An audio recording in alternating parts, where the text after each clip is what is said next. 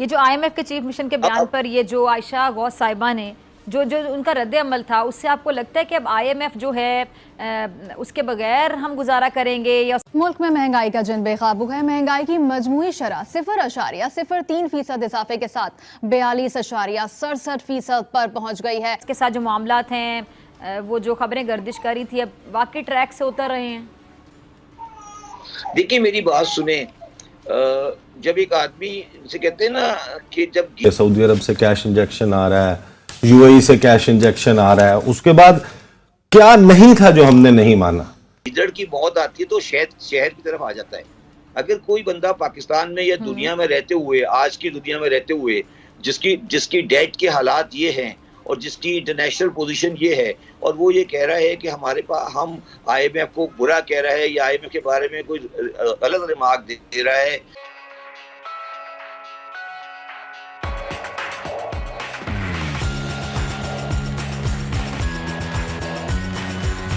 या उनके बारे में कोई कमेंट कर रहा है, वो पाकिस्तान का कोई भला नहीं कर रहा है। ये इन्हें पता नहीं है कि ये आखिर में जाके वहीं बैठेंगे। तो अगर आपने बेइज्जती करा के बैठना है तो बेहतर है कि इज्जत से जाके बैठे। ये जो बात वो कर रही हैं, मुझे बड़ी इज्जत है उनकी, बड़ी बड़ी कदर करता हूँ उनकी और उनके हस्बैंड की भी। ये जो प्लान बी है, अगर वो प्लान बी उनके पास कोई है तो बता दें प्लान बी क्या है। तो ये क्यों टाइम ज़ाया कर रहे हैं हमारा भी?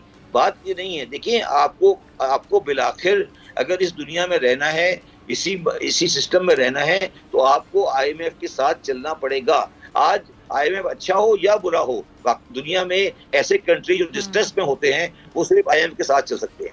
मैं दूसरी बात आपको एक और बताना चाहता हूँ जो आप लोगों को शायद इसका एहसास नहीं हो रहा है। देखिए, ये डार साहब जो है ना, ये इम्पोर्ट बेस्ड इकोनॉमिक्स के बादशाह हैं। इनका काम है इम्पोर्ट की इकोनॉमी चलाना। हमारा जो मसला है वो एक्सपोर्ट की कमी है। और आप लोग ये याद रखें कि एक्सपोर्ट जो होती है पाकिस्तान की, वो हमेशा वेस्टर्न कंट्री को होती है, अमेरिका को होती है।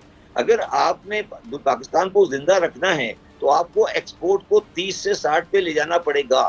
तो 30 से 60 पे ले जाने के लिए आपको अमेरिका और आईएमएफ के साथ ताल्लुकात को खुशगवार बनाना पड़ेगा।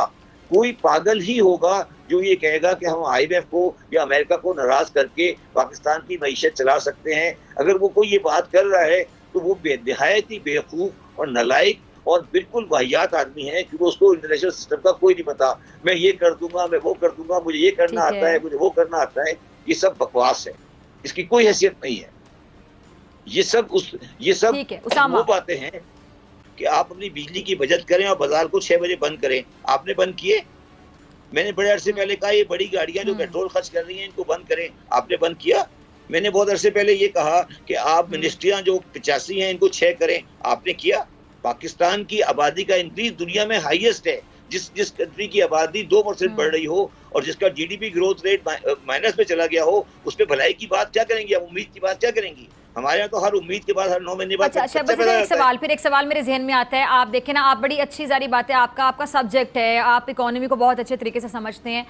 आप जाहिर बात है जो बात कर रहे हैं किसी वजह से कर रहे हैं, उसका एक बैकग्राउंड है, आपने पढ़ा है उन चीज़ों को, आप प्रिडिक्ट कर रहे हैं कि आगे जाके क्या हो सकता है। हुकूमती जो मुआशी टीम है उधर भी बड़े पढ़े लिखे लोग मौजूद होते हैं आपकी तरह, तो क्या वो मशवरे सही नहीं दे पा रहे होते हैं या प्रिडिक्ट सही नहीं कर पा रहे होते हैं, कैलकुलेशन उनकी ठीक नहीं होती है? नहीं, देखिए, मैं उस किसी जात के बारे में बात नहीं करता।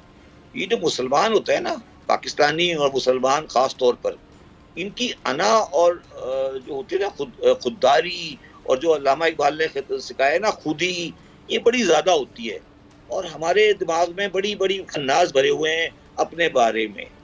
प्रॉब्लम ये है कि पाकिस्तान का जो मईशतदान है और पाकिस्तान का जो आम आदमी है, वो ये रियलाइज़ नहीं करता है और वो इस रियलाइज़ नहीं करके गलती करता है कि पाकिस्तान एक निहायत गरीब मुल्क है और पाकिस्तान का जो अवाम है उसकी प्रोडक्टिविटी बहुत कम है।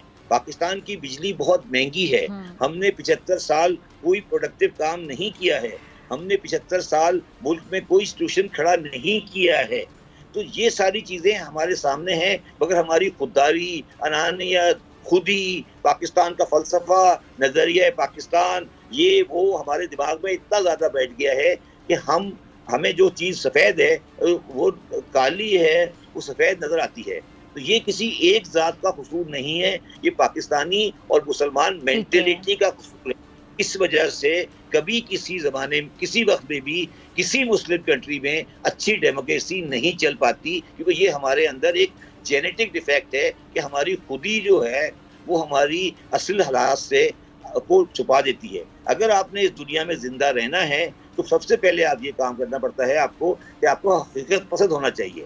दुनिया तलवारों से नहीं चलती है, कारोबार तलवारों से नहीं होते हैं, जज्बात से नहीं होते हैं। आप ये कह रही हैं पढ़े लिखे लोग हैं, बिल्कुल पढ़े लिखे लोग हैं, मैं नहीं कह रहा पढ़े लिखे लोग हैं, मगर आप उनसे कभी ये बात एक्सेप्ट नहीं कराएंगी। आप उनसे पूछें, आपने कभी किसी आपको भी मैं कह रहा हूँ, आपने कभी पाकिस्तान का कंपेयर इकोनॉमिक्स का इंडिया से किया है? मतलब आपने टैक्स लगा दिए, लेवी, आपने पेट्रोलियम उसकी बढ़ा दी, आपने डॉलर को मार्केट के ऊपर छोड़ दिया, सब कुछ तो मान लिया, आईएमएफ क्यों नहीं माना?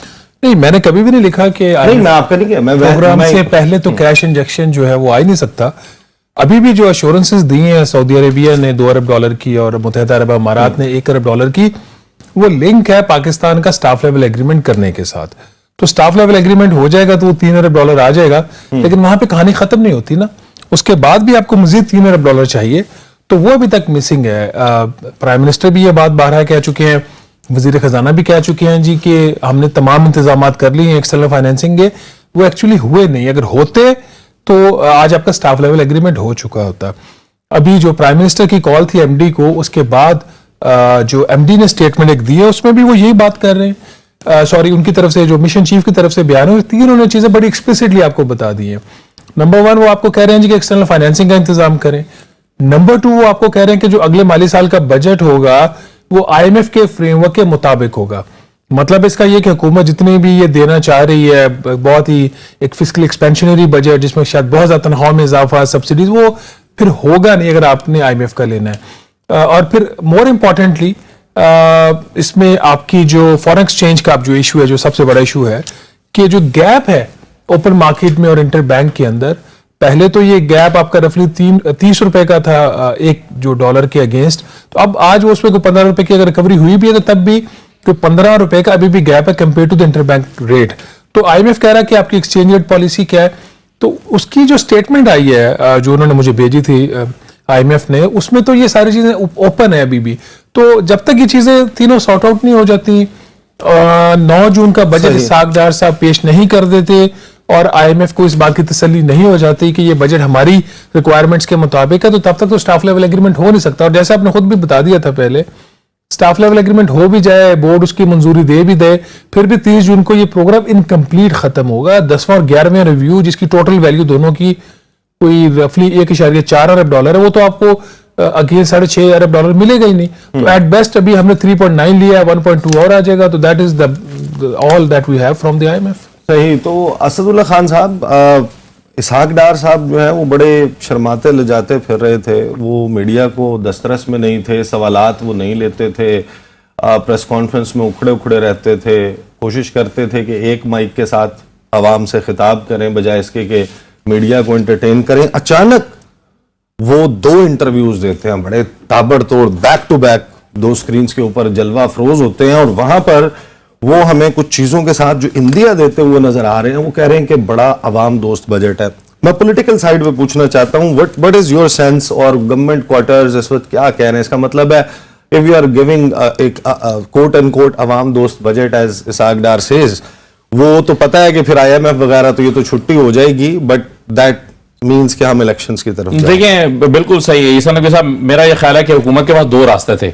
एक रास्ता ये था कि वो आईएमएफ के इस प्रोग्राम को रिवाइव करवाने के लिए उनकी शराइत को माने, और दूसरा रास्ता ये था कि वो इलेक्शन में जाएं और इलेक्शन के लिए यानी इलेक्शन का बजट बनाएं।